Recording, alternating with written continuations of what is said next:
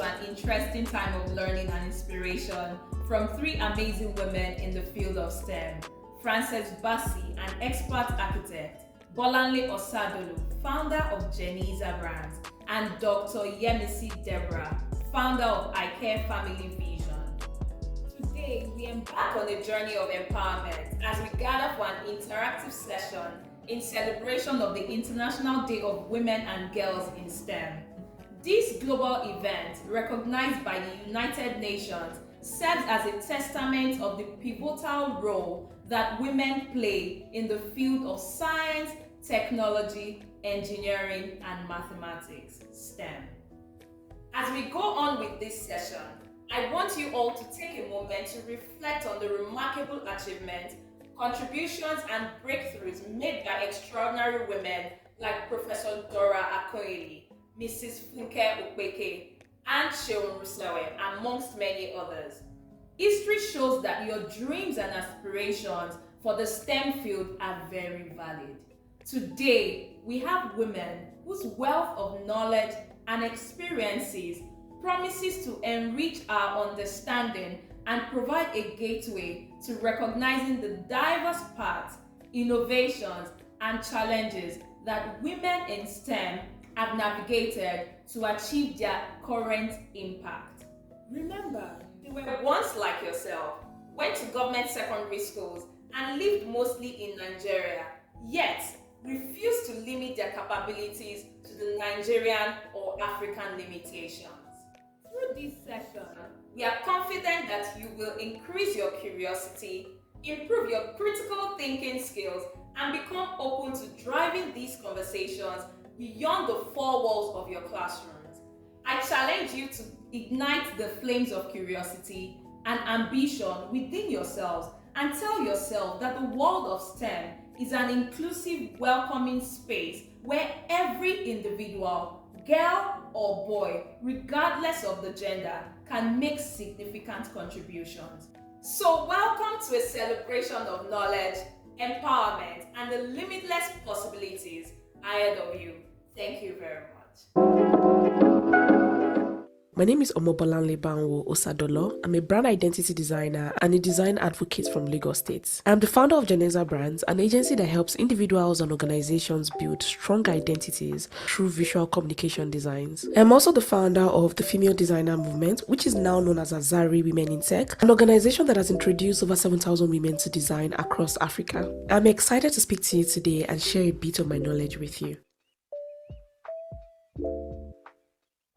You do not need to have a background in STEM to become a brand identity designer. There are a couple of things you need to know. The first thing is understanding what brand design is about. Understand the foundation, understand the principles and the elements of design, understand the place of strategy, understand how design impacts people, how people respond to different designs. Things are easier these days. You want to learn about something, you simply take a course.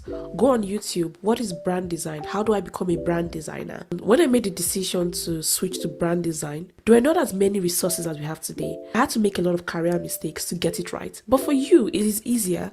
You take a course on brand design, you understand what is required, you understand what you can do to become an excellent brand designer. You do not need any sort of experience in STEM. All you need to do is research, take courses, join communities, and ask tons of questions. And as soon as you understand the foundation, then you can now pursue the technical bits of brand design, which is understanding what tools to use. You want to learn how to use Adobe software. You want to understand how they work. You want to understand the tools that are useful for you. For instance, in brand design, some of the tools that I use are Adobe Photoshop, Adobe Illustrator.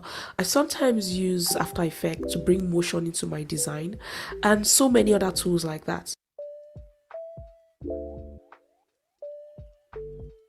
I would not say that this was accidental for me because I've always been passionate about design. As a child, I would bring, different materials together. I would try to combine them. I would try to make sketches. I'll try to draw myself. And I knew that design was something I wanted to do because I was good at it. And so you may be in that place where you're wondering what to do with your life. You're wondering what career path to take. I'll say go for the career that is closest to your passion. When you are passionate about your career or your job, for instance, No matter the challenges you experience, you're able to scale through because you are passionate about it. So back to the story I was telling. So as soon as I was done with secondary school, I wanted to just go to university to study design, but I didn't have the opportunity to study design. And so I had to study mass comm. I did not allow my passion for design to die. Sometimes after going for classes in the morning, in the evening, I am illustrating. And so I'll tell you that when you set your heart to do something, do it regardless of the circumstance. Do it regardless of the things happening around you. One thing you realize about people who are successful is their ability not to give up. You need to keep telling yourself, I can do this. Regardless of my situation, I can make this work. And so that was what I did. And eventually, during my last year in university, I got a job as a comic illustrator. And it was a dream job because in this job, I was able to express my creativity. And so from being a comic illustrator, I moved to graphic design. And from graphic design, I moved to brand design. And I was able to move this way because I kept learning. I kept improving on myself. I kept learning new skills. I kept researching new ways to make myself a better designer. So if design is something you're passionate about, this is the best time to learn. Start to learn how to use these tools. Learn how to use Photoshop. Learn how to use Canva. Learn how to use Adobe Illustrator. Do not limit yourself and start to implement the knowledge you have gained.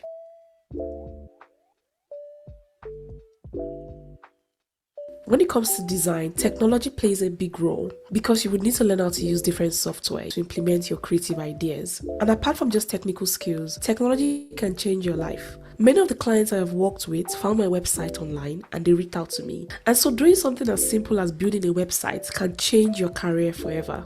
Take advantage of these different platforms, your social media platforms, websites, use them to your advantage. Being seen is as important as being skillful. So I'm going to leave you with these last words. There's nothing you cannot achieve if you're determined. Be ready to put in a lot of effort, keep pursuing your dreams, and be ready to show the world how amazing you are. My name is Frances Bassi, and I am a designer and an architect. A simple characterization of an architect is someone who designs, plans, and oversees the constructions of buildings. Of course, the intricacies of what we do is a lot more elaborate than this. We apply both art and science to create beautiful spaces, while also considering environmental, social, and cultural perspectives to our work. As an architect, I am also generally required to solve problems within the built environment, both in the environmental context and minute details of the interiors of buildings I work on.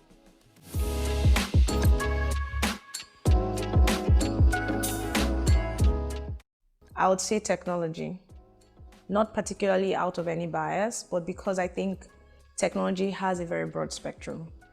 Nonetheless, technology, I think, cuts across almost all fields, especially with the emergence of AI. I imagine the possibilities are beginning to be endless. In architecture, for instance, we have interesting technologies that span from the use of 3D printing to seemingly mundane tasks such as color selection tools, which can be found within various AI softwares. In all of this, you can see that the various evolution has helped with improving and easing the design and work processes for architects and designers. So rather than be worried about AI and technology taking over, I would therefore encourage more interest in, most interest in technology, especially for young people, by exploring more ways it can be used for good. And depending on whatever field they find themselves, they can, within the technological advancement basket, find a niche that works for them.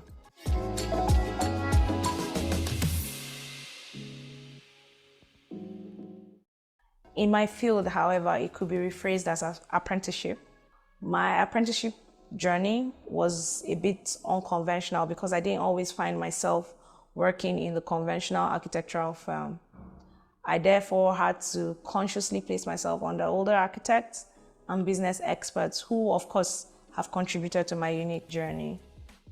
One particularly memorable experience I would highlight is one that pushed me to continue with architecture even at the time I was considering quitting. I had just finished my bachelor's and decided to take a 2-year break to work in a firm and decide on my next path. I worked there shortly after I started. The principal called me and told me he didn't think I was well suited for the role. So he would advise me to consider interior decoration and When the architects finished, I would come in and I would do curtains and put in furniture, just more of the soft work. I worked there over a year in that office while improving under his keen supervision. That same principal calls me in front of everyone and gives a completely different review, stating how much of an exceptional design skill he felt I had, and he went on to committing himself to helping me grow in my architectural skill. I really would have been discouraged if I had given up on my apprenticeship period. I, however, decided to continue with architecture, and here I am today. In addition, I do personally have mentors who are not only architects, but also entrepreneurs. Some of them I do know personally, and others I engage with either through closely learning from their works, their words, or their publications. So yes, mentors are great even when navigating your career path.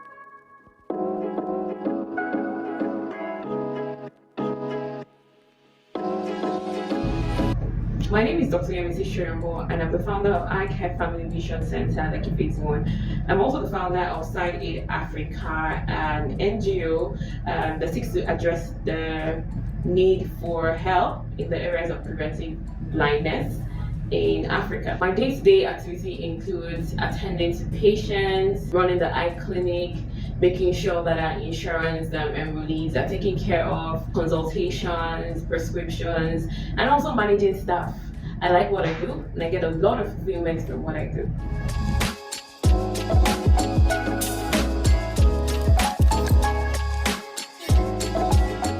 I'm talking about the barriers women in STEM face, and probably I myself has faced. I believe that there's a bit of lack of representation of key women in leadership positions in STEM. The effect of this is that a lot of young girls are not encouraged to pursue or even achieve their dreams of following a career or leading a career path in STEM. Another thing is gender bias. For instance, a lot of girls will believe that things like engineering or computer science are male dominated. So I'm a girl, I shouldn't do this kind of job, or I shouldn't pursue this career. So there has to be a lot of sensitization, encouragement, education, social media influencing, anything we can put together to encourage just young girls to say there is no limits. Your gender doesn't disqualify you from chasing a passion or chasing a career path. For instance, there's this popular lady mechanic, and I can tell you for free that the visibility, the exposure to see that a woman can become a mechanic and chase that dream and do excellently well in that field has encouraged other younger girls to pursue that field as well and excel. I also like to talk about the family work balance. So as a young girl, especially with social, cultural and traditional factors, coupled with religious factors as well, the average young girl is raised to believe that she's supposed to grow up to be a mother, which is not false. However, it doesn't stop you from chasing a career path in STEM, meaning there are ways where you can balance being a mother, a wife, and still pursue your career or pursue your passion in STEM related fields. So this has to be there. We have to showcase this light. We have to also bring a group of leaders, bring a group of women who have excelled in this field and create opportunities for mentorship. One of the factors I believe is encouraging for every path you decide to take as a young girl, or even as an adult, is knowing and seeing that people have gone ahead of you, people like you have gone ahead of you and have succeeded. Lastly, I'd like to talk about opportunities for scholarship, opportunities for training. So then rally around government and foundations to say, how can we advocate for free learning, free education, scholarships? What way can we come together as organizations to encourage these young girls to chase fields like tech, to chase fields like engineering, basically fields that have been stereotyped or designed to be male dominated fields or career paths.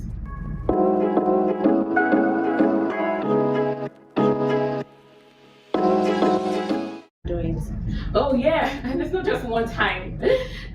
Such scenarios have happened a couple of times where somebody comes to me, somebody walks into the clinic and says to me, I want to see the doctor. And then I say, oh, I'm the doctor. And they're like, no, the other guy, the tall guy. But one of the conclusions I've drawn from events like that is there's a gender image of who a doctor should be or look like. Even though I agree with me that there are a lot of female doctors, but there's still this definition or there's still this expectation that I would like my doctor to be male, so it maybe a little gender bias. What I've done in situations like that is, number one, I'm assertive. At that point in time, I explain who I am, and I do not take it personal, understanding that people come in with their expectation, and this is a service. What I do is a service business. Some of the times I've had the opportunity to reassure patients of my capacity or my expertise, and staying true, keeping the conversation professional. And in times like that, I've seen that there have been positive reactions to following the steps and not taking it as a personal attack to your profession or a personal attack to you, either the way you look or your gender. I would say these major tools have worked: assertiveness, and then reassuring clients of my capacity and letting them know I can handle the job. And really, times have presented itself where the patient just has a favorite doctor.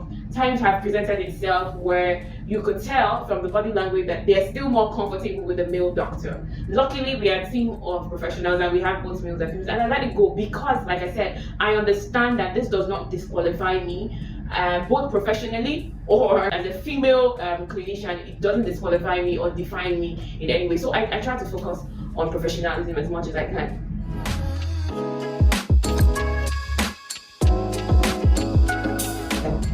Jaye your life, enjoy yourself. You're just 15 years old. Okay. Jokes apart, I would say to you, believe in yourself, hold on to your dreams, work towards them. The sky is not your limit. Be passionate about your dreams. This is the time to find yourself, know what your values are, where your values coming from in the first place, what do you believe in. I would also say celebrate small successes. Don't have that image of the day I become a doctor or the day I become a lawyer. No, for every success you encounter or every success that comes your way, celebrate them. Celebrate a lot of wins, celebrate your small wins. And I would say growth. Growth is one of the things that have held very dear to me. Open to change, open to growth, knowing that every day there are steps I can take to become a better version of myself. Before I leave, I'll say love yourself, love your strengths, accept your weaknesses and work on them. Love everything about yourself, your talents, your creativity. When you begin to love yourself, sometimes you can find yourself doing careers of your passion, because some people are lucky enough to find out that, oh, I love to sing, I love to dance, I love feeling new stuff. And when you know that and love that about yourself, it can also help you choose a very comfortable, not necessarily comfortable, but choose a career path that you're very passionate about. And trust me, you will excel if you put all your hands to that job or that decision consistently.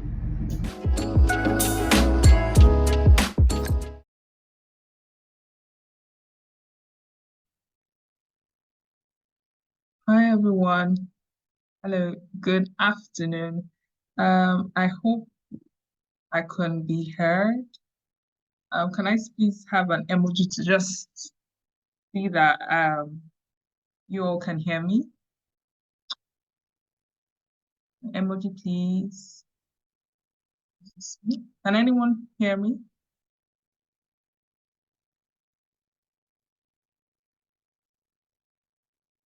Okay, thank you. Thank you very much. So my name is Ruth Enokahiamadu, and I work with Junior Achievement Nigeria. It's very nice being here, and I'm going to be the moderator for today.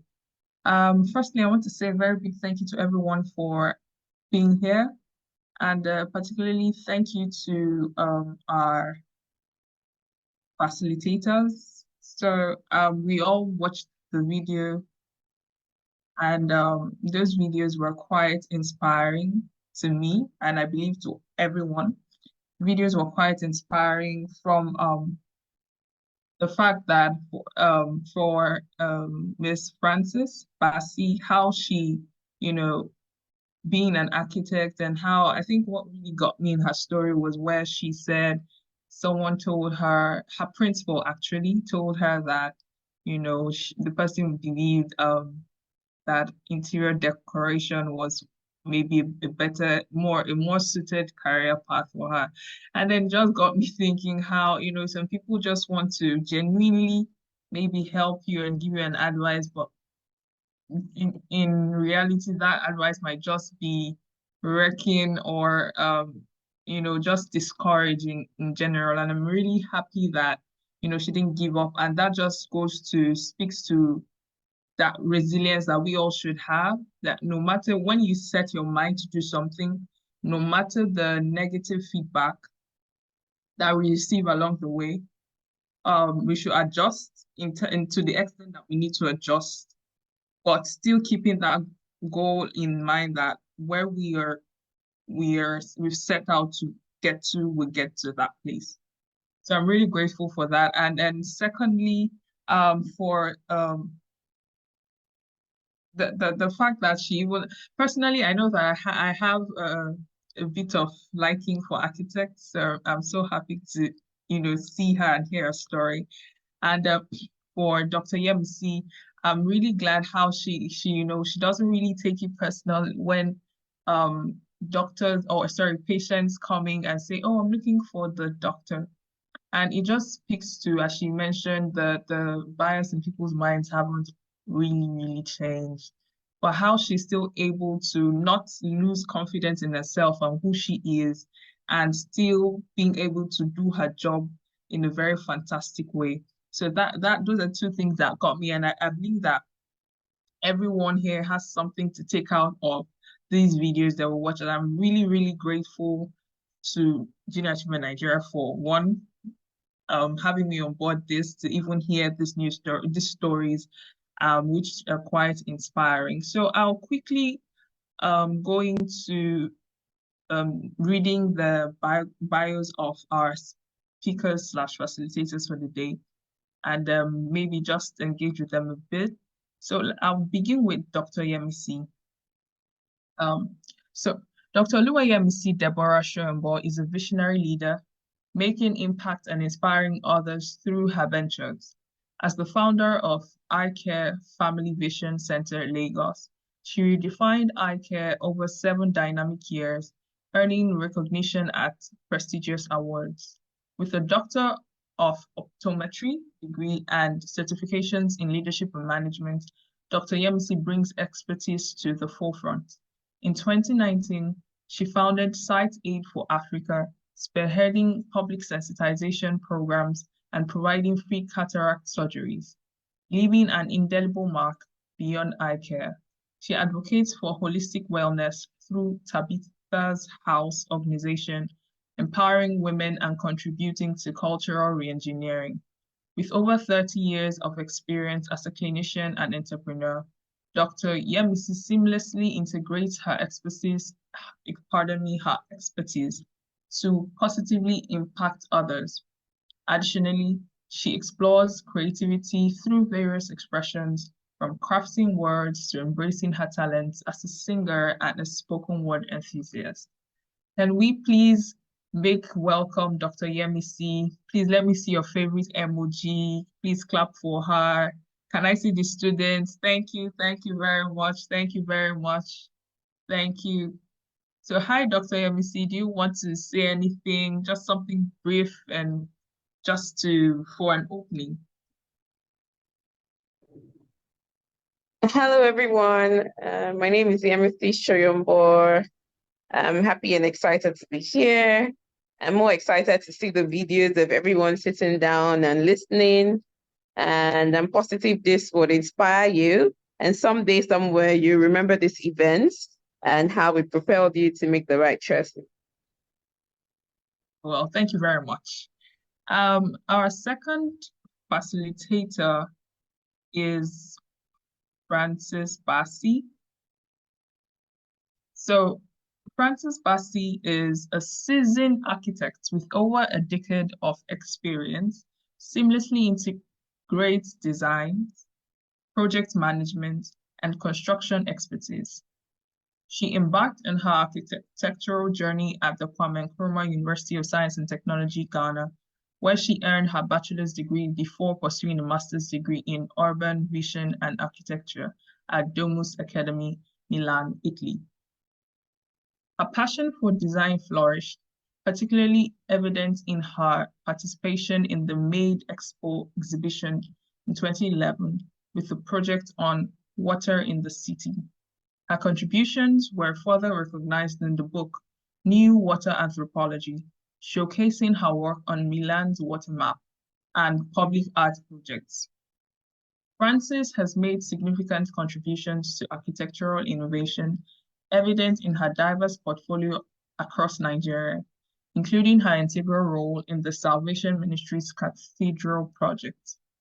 Beyond her professional achievements, Frances finds inspiration in arts, photography, music, and travel. As a role model for aspiring young girls in STEM fields, Frances' internship experience serves as a testament to her commitment to shaping the future of architecture with creativity and determination. Ladies, can we please make welcome Frances Bassey? Hi, welcome, welcome. Please let's give her a round of applause. Welcome. Do you have anything to say? Something quick, brief? Hello, everyone. It's nice to be part of this, and it's nice to see all of you. I'm happy to see the girls, and it's nice to also know that they are role models they can look up to as, seeing women in these fields or in this different spaces doing their different things. So it's really nice to be here. Thank you so much. We're glad to have you with us. And the next thing we're going to would be our Q&A session. So I believe the students have questions for our facilitators for the day. And we're open to taking questions now. Any question? I think let me just start with my own question before other questions will start. This is an aside. So my question, let's start with you, Frances. How do you combine, so architecture is something I would have loved to do. It's just the whole calculation, physics and chemistry that I ran from. So how do you combine architecture? I see that you love singing, travel, all these things. How do you combine all your hobbies with this? How do you mix everything and you still have time for yourself? I would assume that you still have time for yourself and, you still have time to be here. So how do you do that? Okay, so architecture, in honesty, becomes a way of life. So you begin to become that.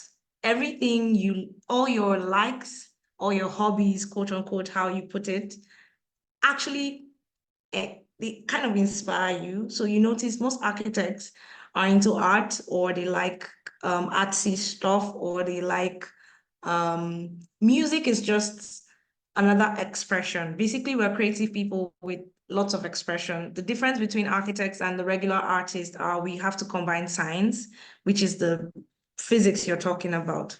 But in the core of it, we're artists.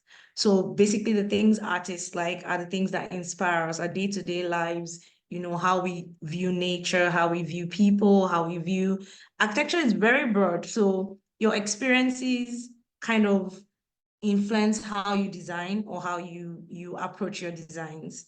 So we tend to, we learn sociology, so we have to learn how to connect with people or how people interact with people and spaces. So for every design or every project I work on, I have to assume a certain role.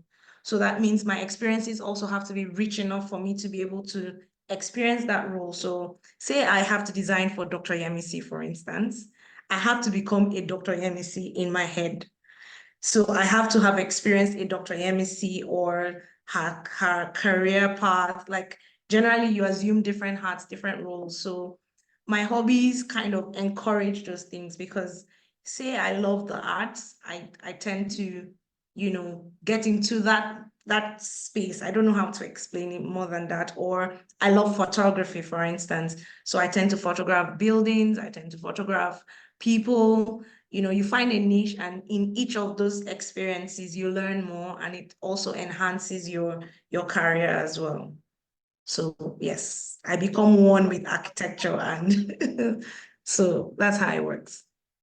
Oh, well, thank you very much. That's now, that's so great because like it comes, I won't say easy in the sense of, oh, that's easy, but it's more, it's easier for you to navigate everything together since it's natural. It comes something that comes natural with you.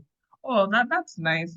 Please, students, hope you're listening. Do things that come naturally to you. Don't follow the crowd.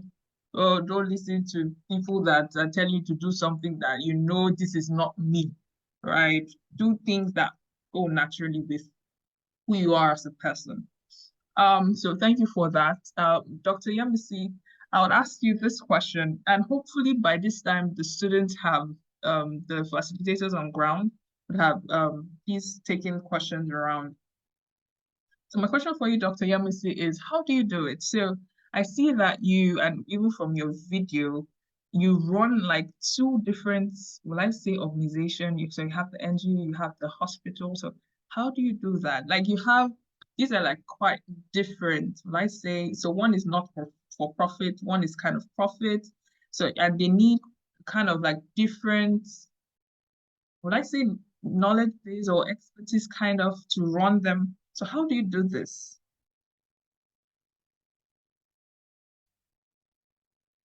Hello, thanks for the question. I'm trying to find a very wonderful way to answer that question. I mean, as straightforward as it is, I'm running a career of my passion. Oh, sorry, I'm running a business of my career. Business of my career, meaning that I found myself running a business directly proportionate to what I studied in school. And after a while, I think we started the clinic officially in 2017.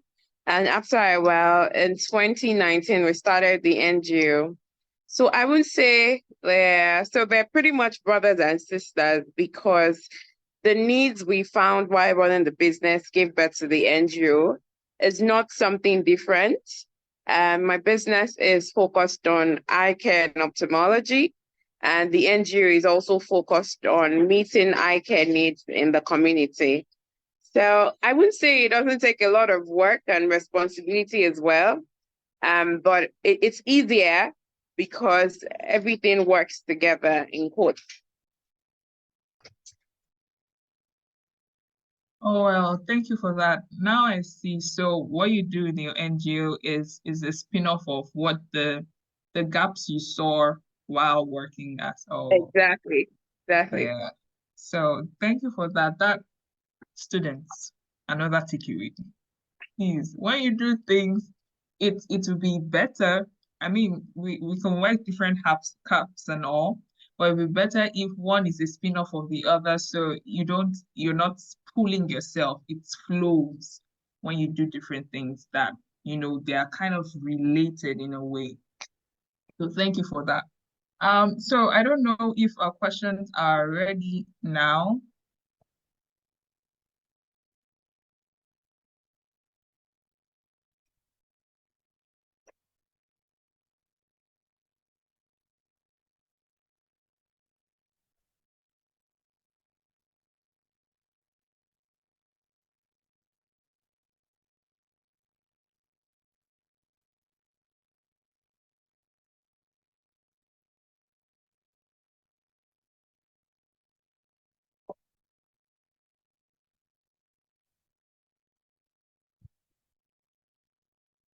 Okay, so we have some questions here. Okay,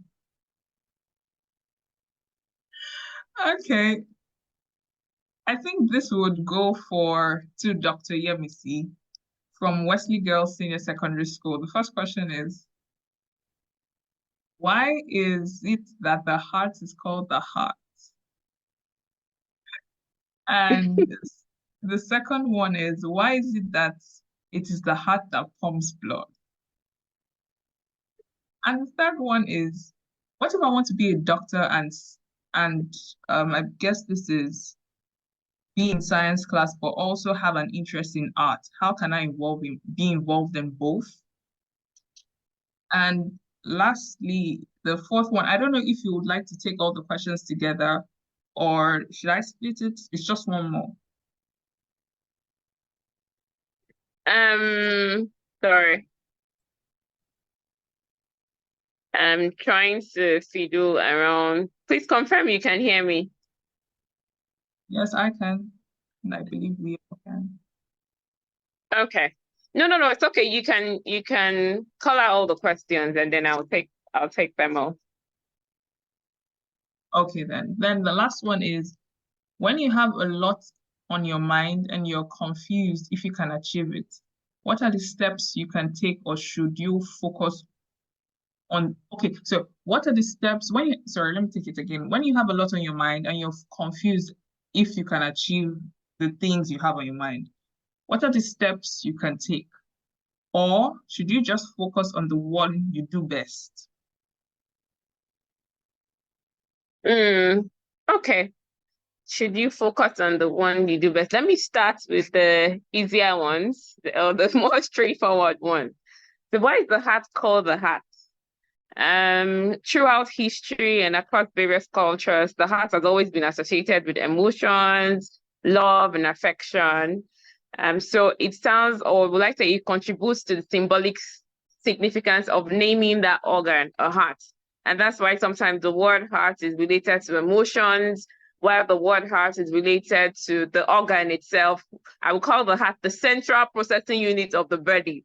So because it's the center of how the body functions, as well as a pictorial representation or psychological representation of your emotions, I guess that's why the word heart is popular and synonymous with both. Somebody else asks, why does the heart pump blood? The heart pumps blood to deliver oxygen and nutrients to the body tissues. Remember, I said it was a central processing unit of the body. It doesn't just deliver blood to the body tissues, but also to all the organs. The heart also removes waste from the body, like carbon dioxide, and causes or helps with continuous circulation, which is very important in maintaining the body's overall health. Remember, it's very important. The circulation of blood is very important in maintaining the body's overall health. Meaning if anything happens to the heart, which is the central processing unit, like I called it, the whole body or life in itself will be affected. So those are the first straightforward questions. Now let's go to the person who says they have an interest in art and they also want to be a doctor. Remember, I started by saying that life is limitless. Some things come to us inherently, why some other things we have to go study in school. Now, art or creativity comes to us most people as a natural skill from God. That doesn't mean you don't improve in it or get the opportunity to build that skill. But for most of us, singing is inherent, acting is inherent. Let me tell you a little secret about Frances, architect Frances. She's an extremely good dancer. Don't tell her I told you. So dancing is also inherent. So like I said, some things are inherent. Now, when it comes to schoolwork or career, I'll always say, put all your energy on that. So if you're building to be a scientist or you're building to be a doctor, I'll say put all the energy you need to make that work, all the reading, all the studying. I remember listening to Bolanle earlier in the recording, and she said something about how she realized from childhood she loved art. Now she's a brand designer, builds brands, and that has to do with more than even graphics. But you could see that her love and passion for art and making things work and creativity led to her career. So you can be an artist, don't throw that away, hone those skills as much as you can.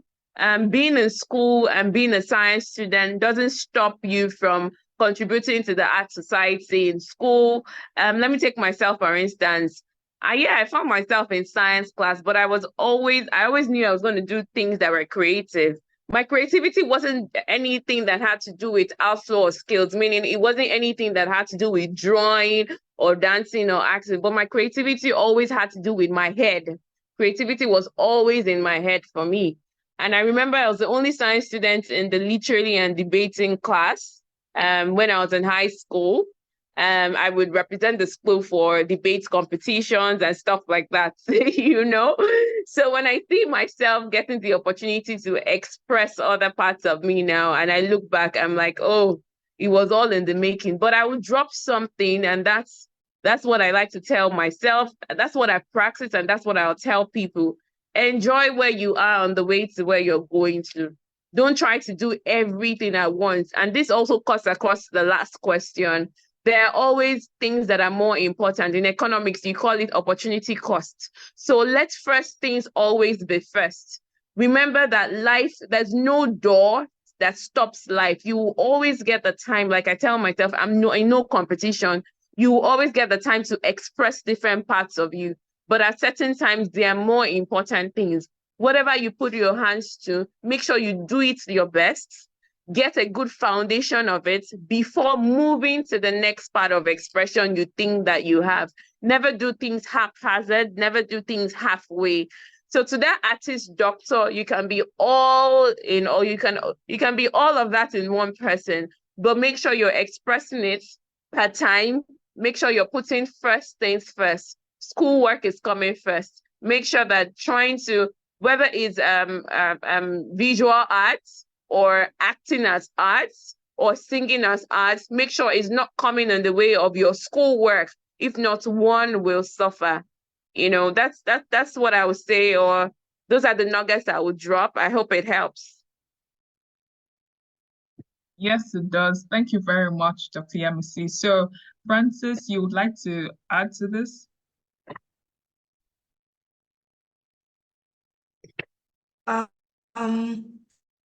My internet is a bit unstable, but I hope everyone can hear me. Yemisi, you had to just expose me, right? Forgive Okay, me, I so told them not to for tell me, you. I don't know how you got to know.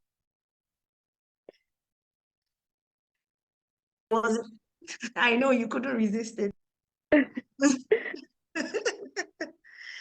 Okay, so for somebody like me, I was a science student, but in I think SS2, which is, I don't know what SS2 is now. That was when I actually started fine arts. I did government. I did, aside from the core science subjects, I also did some art courses. So I did literature, I did government, I did, they weren't mandatory, but because I was curious and I wanted to just explore. So for the doctor who wants to explore, I believe you're at an age where it's very important to explore. You may feel like, okay, this is what I want to do, but sometimes I would advise younger people to always have an open mind. The world is vast and subjects keep evolving. So I am not an advocate for architecture because it's a very unique course. However, one of the reasons why architecture, what it is you can do a million things as an architect. You can be a brand designer, you can actually do graphics design, you can do urban design, you can do interior design, you can do product design. That is vast. You can do photography as, you know, a full-time job. But the beauty of this is being able to do these many things is when you can open up your heart and say, okay, I'm a science student, but I want to try different things. Don't always feel the, you know, pressure to put yourself in a box. It's good to explore because you're at an age where it's the best time to explore.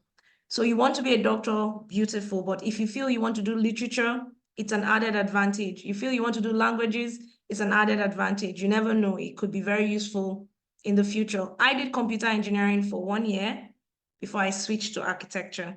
And because I had, you know, so many things, and even when I finished my BSc, I had options of so many things to do because I was good in literature, government, mathematics, physics. I wasn't so great in biology and chemistry, but yes. So just have an open mind and be able to try as many things as you would love to try. That's all I wanted to add. Oh, thank you very much. That's so insightful and spot on. Thank you. And this works for where, well, they are right now in school. And personally, I can even pick something out of it. So that really works. Ajay Comprehensive School. So you have your hands raised. I don't know. I see that your questions have been sent.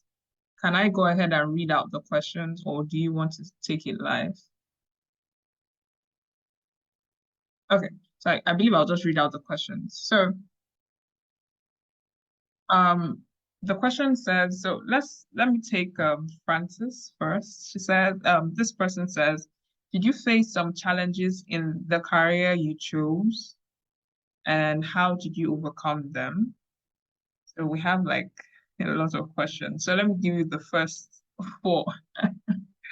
The second one is, who is your mentor? Who do you look up to? The third one is, how many years did it take you to achieve your goals? And then the fourth one is, what if you find yourself in a situation where you don't know what career to choose, but you want a career in science? So are those questions for me? All those 4 questions are for me. Yes. Okay, so number 1, challenges. I think whatever path you choose, there'll always be challenges. And in architecture, I faced so many. Architecture is, in my school, there was a, Dr. MEC can attest to that. It was said that architecture was the hardest. It was between architecture and medicine. Those were the hardest. We're required to not sleep. You're trained as an architect not to sleep. So if I tell you it's rosy, it's a lie. You don't sleep, you work at night. We draw most times at night, not during the day. And you draw all through the night, and architecture is rigorous. So those were the challenges. I wasn't, at some point, especially in my 3rd year, I wasn't sure I wanted to continue. It was like, I don't think I can do this. And I remember then my parents would call me and tell me, you can start again. You can start again. You can change. If you change your mind, we would support you. So one of the ways I overcome my challenge was, 1, I had a good support system. Secondly, I struggled initially because when you don't know who you are, you struggle. You feel you can't do it. But when you have that support that reminds you that you want to do this thing, just do it. It doesn't, failing is not that's not what it is. It's not about failing. It's just about, this is what you want to do. Try it out. You never know, especially when you're young, there's that feeling of success. What is success? Success is saying, I want to do this thing and I do it. It's not about failing, or nobody defines it. Is, I wanted to make this pencil, for instance, and I made it. Was it an ugly pencil? But I made the pencil. That's what is success. I succeeded at trying it out. So you try it out, and if it doesn't work, okay, what next? Do I still want to do this? So that was one of the things I went through. I had to, take steps back at various points in time. Even when my parents offered me the option to quit, I said, okay, you know what? Let me finish the first part. I finished the first part, and I took 2 years out to find out if this is what I loved. And I love architecture. I love architecture. So I worked for 2 years, and in those 2 years, I knew I couldn't do anything else. So the second way I overcame it was by telling myself, okay, can I do anything else? And I tried to eliminate, and I was like, this is what I love, and this is what I'm going to do. So in everything you find yourself doing, there'll be challenges, but walk your way through it. And if you walk away from it eventually, it doesn't mean you failed. It just means learn.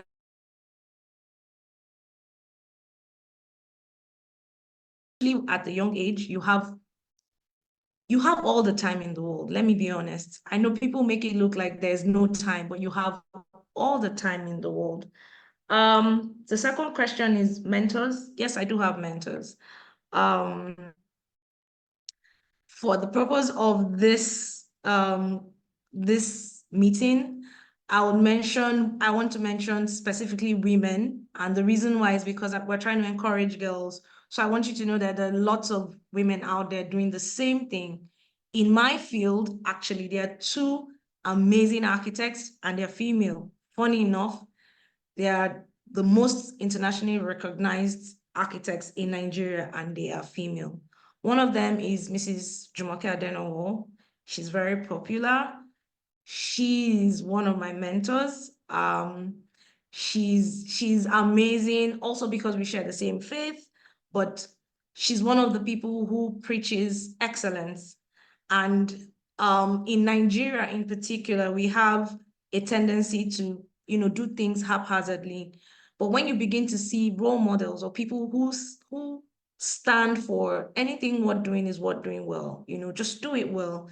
Do it well, put your heart into it, and just look at the details, make sure everything comes out perfectly, even if it's a little task you're doing. And she's one of those people that stand for that. There's another one who is not as popular, Tosin Oshino. I wouldn't particularly call her a mentor, but I need to highlight these people, especially because we're talking to girls. We want you to know one of the most male-dominated industries in the world is architecture, because we have to deal with construction. And I'm on site all the time, and 99% of the, in fact, 99.9% of the time, they are men that you have to work with, or they are boys you have to work with. And these women are doing amazing. So I would highlight both of them any point in time as my mentors or people that have gone before me, as in to say, yes, there are people I do look up to, or I try to emulate some good things that they stand for. The third question is, how many years did it take me? Wow. Number one, my goals, I'm still achieving my goals. So it's a continuous, there's no end game. It's a continuous process. So I'm still achieving my goals every day, every second, every month. I can't say that this is the pinnacle of my career or the pinnacle of where I'm going to. So I'm still achieving my goals. But one, architecture takes you 7 years officially to study. And then you're required to do internships, you're required to work, you're required to do a lot of site time. So an average architect takes about, in fact, if you're fast, 10 years. If you're fast, that's 10 years. But on average, it takes 10 to 15 years to really, blossom. Not that you're not doing well, because even from school, there are people who from school, they do international competitions and they do really well in those competitions, and so they stand out. So there's no one rule or one way. I did 4 years and took out time while other people went back and continued immediately. I took a break, and that break I was working in the architectural field, trying to understand what I loved about architecture, where I felt I fitted in more. So I could easily say from my 6th year, I was already doing products, I was already doing furniture, I was selling furniture by the time I was in my 6th year of architecture. Before I even went back to continue my master's, I was already doing interior design, for companies. So it just depends on what your goal is, but I think your goal is continuous and you keep achieving it. I would like you to read the 4th question. I can't remember what it was. So the 4th question is, what if you find yourself in a situation where you don't know what career to choose, but you want a career in science? Okay, that's a very good question. Why I like to ask questions. And so when people ask questions, I also like to advise them to ask themselves those questions as well. Why do you think you want a career in science? Why must it be science? I'm not discouraging you, but I'm just wondering, why must it be science? Because if you feel, okay, I don't know what I want to do, so why science? That's a question only you can answer. However, if you don't know what you want to do, I was in that position. So what I did was I selected the subjects that I liked and I felt I excelled at them. as much as the curriculum allowed me to try. So I was able to try out fine arts. I was able to try out food and nutrition. I was able to try out government and literature. And you begin to narrow it down. It's actually easy when you don't look at it like a task, but what do I like? What is it I see myself doing for the rest of my life? You can be anything, especially now. There are so many things you can be in life. You can be a dancer, really. If I wasn't an architect, I would be a dancer, actually. That's the only other thing I think I could have been. But there's so many things you can do. So tell yourself, okay, what are the subjects I like? I like French. What can French do for me? Like, is it something I like as a hobby, or is it something I think I would like to do for the rest of my life? And then you start to narrow it down. Okay, I like biology. Since you say you want to do sciences, what are the subjects in sciences? During your holidays, I would say take out time and pick out things under sciences you think you like, and then you could even get a job. I mean, it's not very popular in this part of the world, but it's a very good thing. I had parents who I would have a home economics assignment to do a small handkerchief, and they would send me to a tailor, and I would like when I was a child, I didn't understand it. I'm like, I just want to do my handkerchief and go home. Why do I have to now be working every day at a tailor's place? But as I got older, I realized they just wanted me to, are you sure you like this? So by JS3, I'm like, oh my God, I hate home economics and I'm dumping it. So it's just try different things during your holiday rather than spend time all the time playing around. It's a good thing to play, but you can say, okay, can I play underneath the things I think I like? So if I like science, because sometimes we like the idea of a thing, but we don't particularly like that thing. When you now have to put it into practice, you realize, nah, this is not for me. So I would always advise, try, like I love when people try everything. The world is your oyster. Try every single thing. You like science, try it. Try out, there's so many things under sciences, so many non-conventional subjects or non-conventional career paths under sciences. You have, for instance, IT. Under IT, you have, right now, you're having cybersecurity. There's just so many. Ask questions. Look for adults who are in this field. Ask them questions. Find out, be curious about what their career is. As an architect, you've met an architect today. There's a lot more to what I do beyond just designing buildings. Ask questions and you become more interested, and you begin to find more things that you would love within that umbrella. So that's my advice. I hope I have helped that person, or I could elaborate more if the person still needs more. Thank you so much. The best answer is ask questions. Since you don't know, by the time you ask questions, you'll find your way out of that quote unquote confused state to have more clarity. Thank you so much for this. So our next set of questions will go to Dr. Yemisi. It's from Badger Girls Senior High School, and we have 3 questions. The first one says, is it possible to combine medicine, computer programming, and content creation? So that's the first question. Is it possible to combine medicine, computer programming, and content creation? The second question is, if someone doesn't believe in your skills or that you are the boss because you are a woman, what should you do? I believe Dr. Yemisi mentioned or alluded to this. And thirdly, do you need to be very good at physics in order to be a medical doctor? First of all, you don't have to be very good at physics to become a medical doctor. However, you have to meet the requirements. So whatever it is the requirement for the school or for JAMB, which is the educational body for university examinations. So whatever are the requirements that JAMB is going to give, make sure you're working towards it. And a lot of times give yourself a higher target. So if it's, for instance, 81 tell yourself, I want to get to 90, and work towards 90 as a focus. I like focus because a mentor of mine would say to me, on Third Mainland Bridge, can you look backwards and forward at the same time? I don't know why he likes to use Third Mainland Bridge, but it's a good one for me. So when I remember that on Third Mainland Bridge, I can only look one way. It helps me prioritize and focus on my focus, like they say. And please, can you remind me of the other question?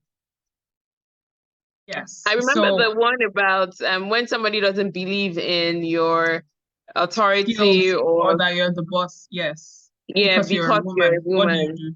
Yeah. Let's take a few steps backwards now. Somebody's belief about you, whether as a boss, as a good person, as an intelligent girl, as a beautiful girl, whatever it is, somebody's belief about you does not define you and should not define you. That's where we should start from. People's belief systems about you should not define you in any way. Now, what should define you are your core competencies, what you have invested in yourself, what you have decided to be a goal, whom you have placed as mentors. Those are the things that should define you. Now, bringing it back home to the practical question, I've had times, like I said, when people come into my clinic and they were especially the earlier days, medical practice is synonymous with older people. So I remember those days when people come in and then they see my certifications on the wall and they're expecting to see an older person, and then they see me, and you can see the disappointment in their face, But apart from the fact that people's opinions or definitions or projections shouldn't define you, number two is that you will face those things. I don't like to create examples or things that will not exist. You will face situations where people will question you, people will question your professionalism, people will question what you claim to bring to the table. And at those times, you should prepare yourself enough to give reassurance. Now, I called it reassurance, especially when it's to customers. So let me take some steps back again. Know who you need to answer to. Should you respond to everybody that does not believe in you? No. Should you respond in a customer who would have preferred a male doctor or a customer who would have preferred an older doctor? Yes. How do you respond? You give reassurance. Reassurance is different from arguments. Reassurance is different from trying to make the person feel you are the best. No, you're reassuring them of your professionality. Now, the conversation on reassurance, once you focus on reassurance, it changes the dynamics of the conversation, because at that time, you're giving them assurance that, oh, I am best suited for the job. Oh, I have trained in this. I have handled a similar case like this. This is how it happened. This was the prognosis of such kind of diagnosis. This is how I handle this and that. That is a reassuring conversation. You're not trying to prove yourself. So start from there. And what gives you that confidence is because you have worked on yourself. And that's why I talked about investing a lot on yourself. And the very important reason why you shouldn't allow it get to you or define you is that sometimes some clients, customers, or co-workers will still not adhere, meaning they will still not agree with you. It is normal and it will happen, especially if you've chosen some fields. And at that point in time, do not fight it. Remember, it's not a reflection of your competence. So there's no need to fight. So if somebody comes into the clinic and say, I would prefer to see an older person, or I prefer to see a male doctor. If you have referrals, refer. If you don't have referrals, nicely let them know that I'm capable. However, if you're not comfortable, it's okay to find another person. What that does for you is that it builds your confidence even more, and it tells you that I am not defined by this person who rejected my competence. And for the person who wants to be all in one, I mean an artist, a programmer, I think a content creator. Programming. Architect Frances really did justice to that question. So I'll just reiterate what she said. There are time and seasons for every expression, being educational expression, artistic expression, content creation expression. So give yourself grace Giving yourself grace, meaning give yourself time for those times and seasons. When you've done one very well, you can move over to the other one. Sometimes some will marry themselves. I mean, I think it was last year or the year before, I was able to let one song out. I was able to release a song. So I write in the evenings before I sleep. I write in the morning. Sometimes when I'm driving, till now, I still record audios and I plan to write them and refine them. However, my 9-to-5 job is the clinic. I run a professional business, meaning that I have to be there, I have to sell, I have to see patients, I have to do a lot of administrative job as well. I have to also interface with different, from clients to companies to health organizations and all of that. So what that means is that at this point in time, I do not have an opportunity to go from podium to podium, stage to stage singing. But I'm enjoying where I am as a doctor, building my practice as much as I can, putting my best into it. And maybe sometime in the future, I will have more opportunities for this artistic expression. Now, at some point, I was a content creator. At the beginning of my business, I started really small and I couldn't hire a social media person. So I was the doctor and I was the social media person. Will I call it a content creation? I wasn't doing it for hobby. Let me just tell you the truth. I was doing it because I had to create visibility, because I was young, because I needed something that would put me out there that was not common to the medical practice. So what I do is I work when my baby, remember I was also married and I had a baby that was less than a year. So when my baby sleeps and everybody goes to bed, I come out and then sit on my phone, start fiddling with apps. And trust me, I'm not even good with apps. I don't like them if you leave me alone, but I had no choice. And then I'll fiddle with repost. I would create a content for a week. Some videos are taken from the clinic. I'll post them and plan to post them on which days, so those married. So some things will marry. But I'd like to let people, and especially young girls, know you cannot do all at once. If not, something will suffer. Or will I say, at the beginning, you can't do all at once. It's not because you are not talented and all of that. But we are created to focus. And at different certain points in time, you have to give your best to certain things. So I still say it, enjoy where you are on the way to where you're going. Say it to somebody beside you. Enjoy where you are on the way to where you're going.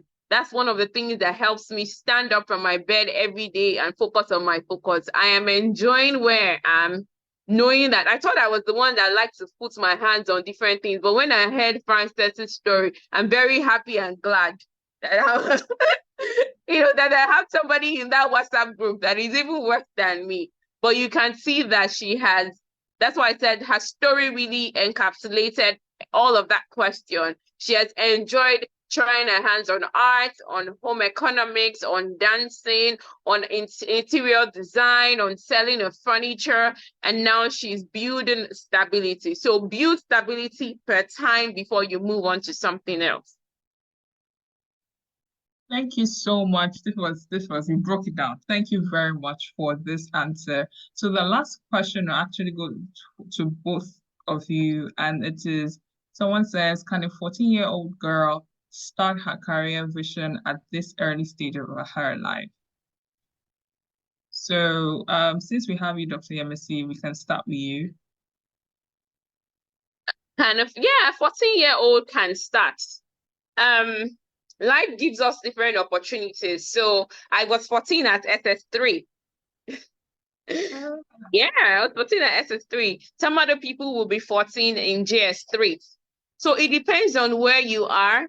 And if you're lucky enough to have the opportunity to be sure that this is what I want to do. So some of us have convictions earlier than other people. I've heard some people say at 8 years old, I knew I was going to be a doctor. But for me, I was just someone that will be excellent, or I like excellence and I like hard work. So even if I were to sell meat right now, if I were to change careers right now, I won't mind, because anything, I wouldn't necessarily say, oh, something is so passionate for me. Excellence is what is passionate for me. And because I see myself as a bit multi-talented, anything I put my hands to do, I will put my all in it. And anything you put your all in becomes excellent to a very large extent. So I wasn't one of those people who was sure of what I wanted to do at 14. I could be anything at that point in time. So I would say, thankfully, life and God and choices led me to optometry. But if life and God had led me to something else, because of my own personality, I would have done it and I would have put my all into it. So I would say that if you're lucky enough to know what you want to do at 14, that is wonderful. That is a rare opportunity. Start building on it. Like Frances said, ask as much questions, reach out to people on that field, investigate, rather than spending your time on the phone watching things you shouldn't watch, because I know you do that. Spend your time on the phone researching that thing you say you're passionate about. In fact, you might see opportunities that you didn't know of when you're inquisitive. And lastly, I will still go back to what Architect Frances said. If I was going to rewind the hands of time to my 14-year-old self, I would say, don't put yourself in a box. I am happy you know what you want to do at 14, but I would still say explore. Life is limitless. And that's what I even tell my 7-year-old. Explore as much as you can. So even while you're excited about that passion, do not box yourself. Don't put yourself thinking that this is what my whole life is all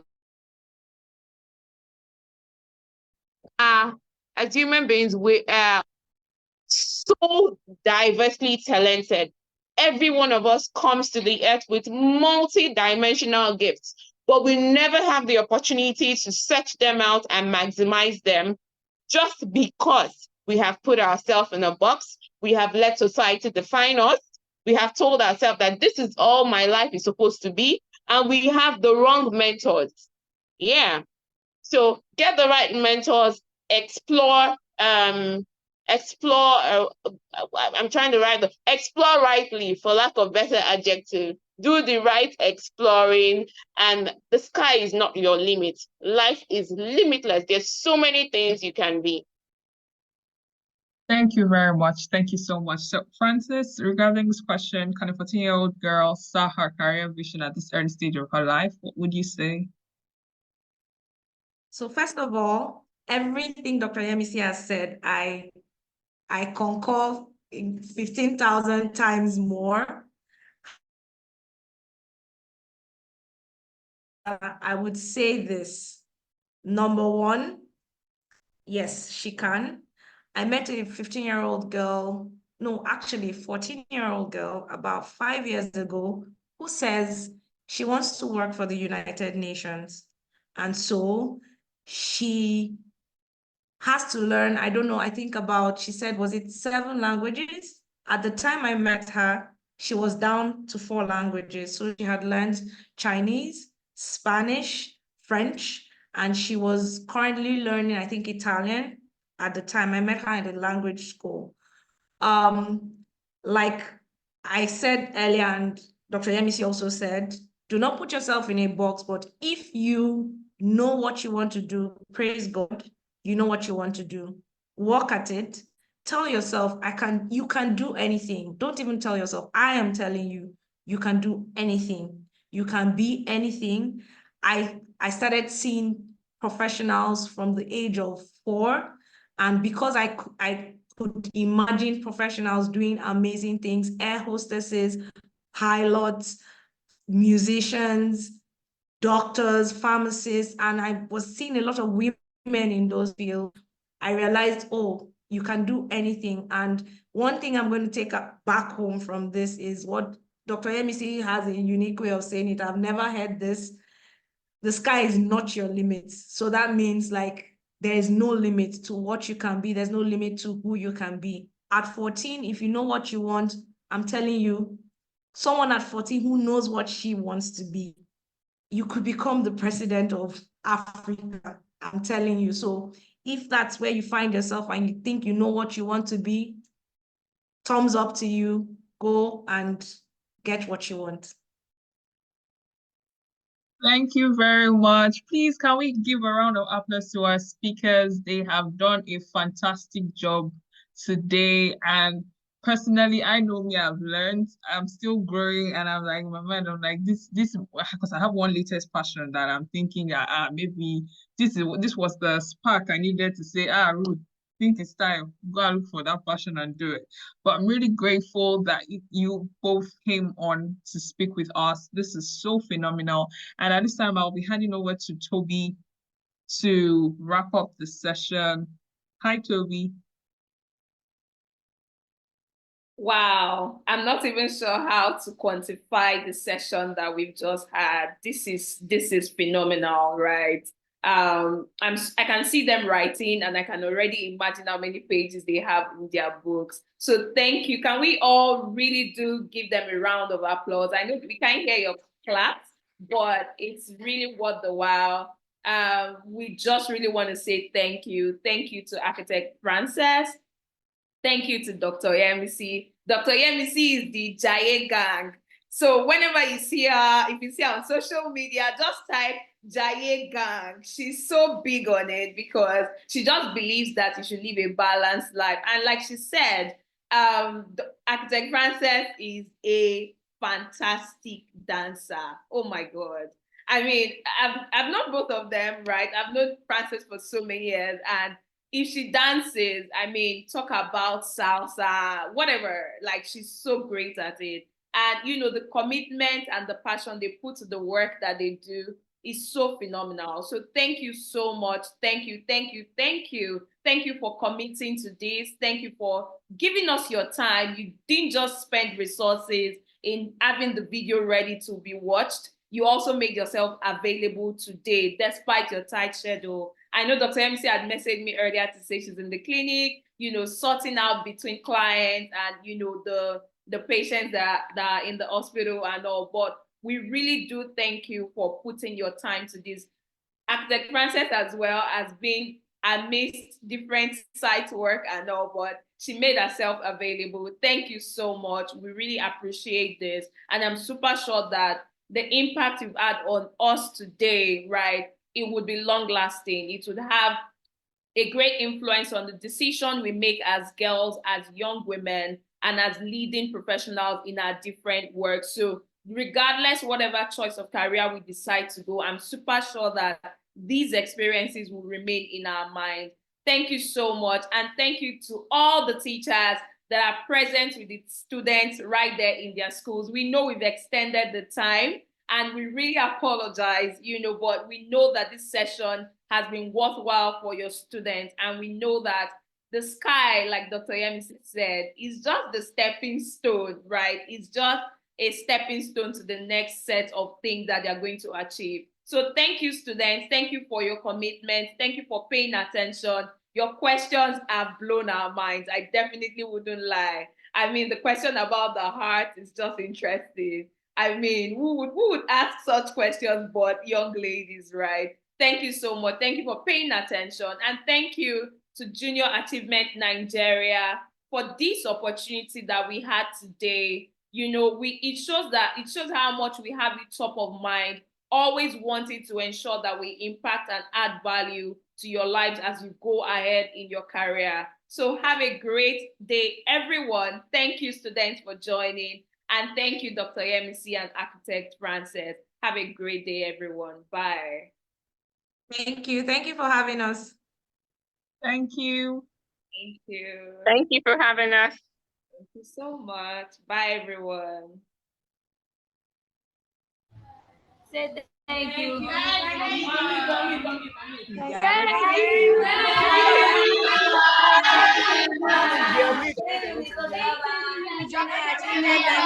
Thank you.